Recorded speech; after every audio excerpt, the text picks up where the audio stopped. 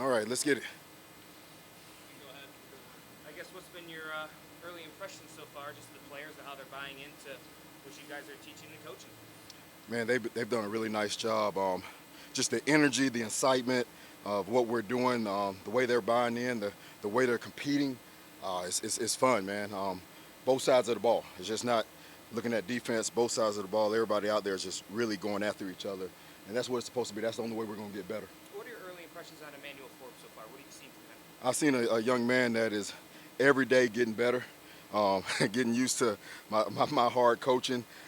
He is he's a kid that has a really good skill set, and just like the rest of the young guys, he's out there working his butt off, and I've been pleased with him. Yep. Oos Luvo. Oh man, everything. What's not to like about him? He is the heartbeat of what competitive, hard-nosed defensive football is about. You know, and don't I remember he said, Coach, just tell me what you want me to do and I'll do it. And he goes as hard as he can. I love that. I mean, he's a fun guy to be around, fun guy to coach. With Emmanuel, what are some of the things that have been working with him on just to kind of get him to where he gets Well, those are the things that me and him are going to talk about. You know, just between us? well, just between us, but one thing that I always would do, I'll look at every team's interviews and I'll try to pick here and there. They'll figure it out when we play, okay? But I can tell you that the kid is working his butt off, and I'm pleased with where he is. I can tell you that 100%. Because if I wasn't, I'll tell you, I'm not going to come up here and BS anybody. All right, so it is what it is. Yep. I think we're all trying to figure out what exactly this defense is going to look like. Do you know at this point? Yeah. Because it's all so new, like how everybody's going to fit in together. Oh, I know how it's going to look. Yeah. I mean, what's your next question? So in terms of Frankie Luvu, then like it seems like he can play all over. Like how many different spots we kind of see that he potentially fit into? Same as here. Why would I say that right now when people are looking? All right, they'll figure it out when we play. But we're happy, and I'm not trying to be a smartass. All right, trust me, believe me, okay? But the advantage that we have right now is people don't know, okay? And we're going to keep that advantage until they figure it out. So I'm not going to say, I'm not trying to dodge anybody's question, all right? I'm answering it the best way I can, but we have good players, and we're going to put them in position to help us win. And that's all we're going to get until, after the first game. Obviously, this is a time to also experiment with some guys like Jamin, working a little bit again. What are some of the traits you see in him that maybe tell you it's worth looking at? He's a big, strong, fast man that has the ability to bend. All right, so we want to make sure we get our best players on the field in whatever capacity we can do. We have a history of playing guys in positions that they might not normally be used to, and we're just trying to build our best 11 guys on the field. And he's a big, fast, willing guy that's excited about doing it. In your years of coaching, a guy like Damon, who's playing for a contract, you ever notice a change in the makeup of a guy who knows that the next field is what he's playing? I really don't get into that, to be honest with you. If this is why if you get comfortable or if you change because of a contract or not, shame on you. Okay, I remember Charles Wilson told me he had just signed his contract, and I came down into the meeting room.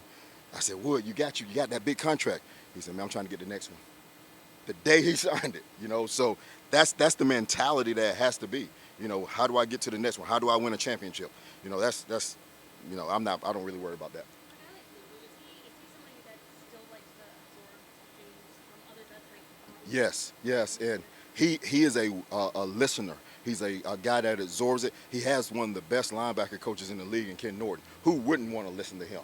And so and then you have Bobby right next to you, and then the young guys. So he absorbs everything, and then at the same time he's really a quiet guy, but when he speaks, everybody listens.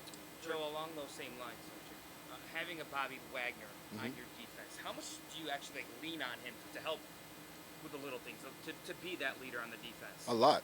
I just told the defense, this the vets' responsibility that the young guys are going at the speed of the vets. All right, if they have to make sure that happens. We're going to get them to understand what they have, but to play with the edge and the tenacity that we want, all right, they're in the locker room with them. And Bobby does a great job of that. And Bobby does a great job of when I install something, and if I don't do it as clean as I should, he'll come and say, hey, Coach, maybe got you, Bobby. All right, go back in there and do it. And I respect that. I take coaching from my players. I did it in Dallas. I did it in Green Bay, wherever. That's the only way you get better. All right, so we're all trying to grow and get better. So I'm not trying to say, hey, I have all the answers.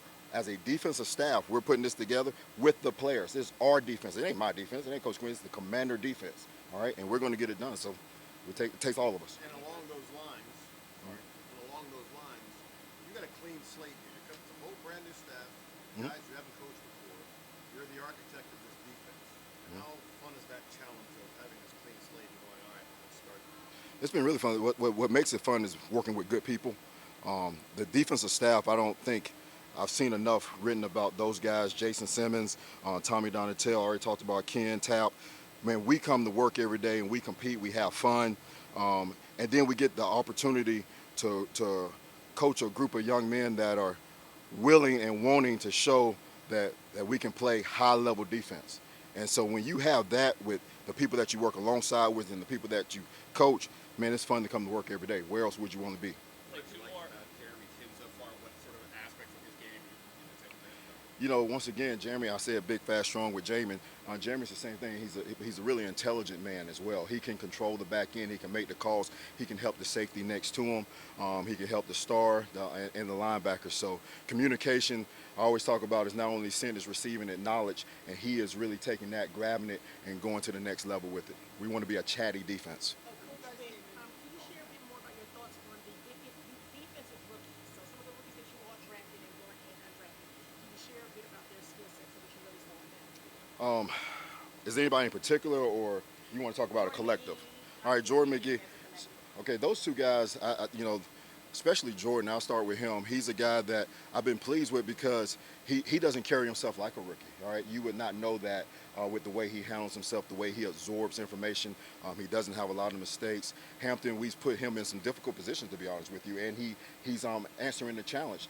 Those guys that I want to see, can they go in there and play along with Bobby and Oos and Jonathan Allen and Payne and those guys. So those two guys, we have put a lot on, and they're answering the bell as right now.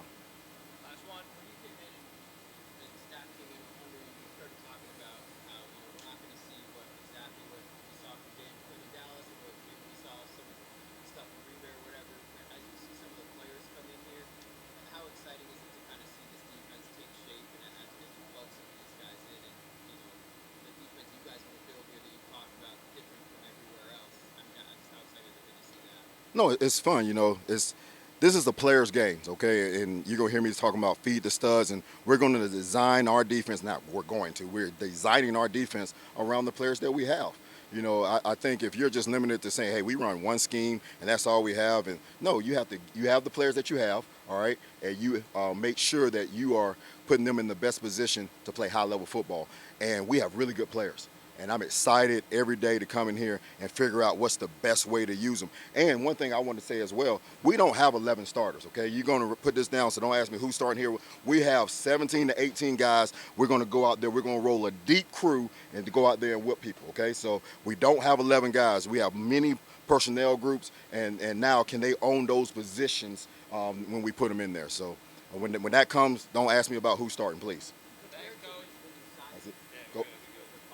Last one. When you sign these guys, and you've seen from them OTAs saying, set the agent starts, have you been, even more impressed with these guys seeing what they've done at OTAs before you go into the process? What I've really been impressed with is with the buy-in that they've had, all right, because it's not, you have to be selfless at some point to say, all right, there's not going to be 11. There's going to be times I come off the field for the betterment of the defense, for the betterment of the team. And there's nobody that's balked at that at all. Everybody's in. Everybody's all in, and the meetings are so fun. They're so energetic because these guys every day are just trying to get better and trying to do it the right way.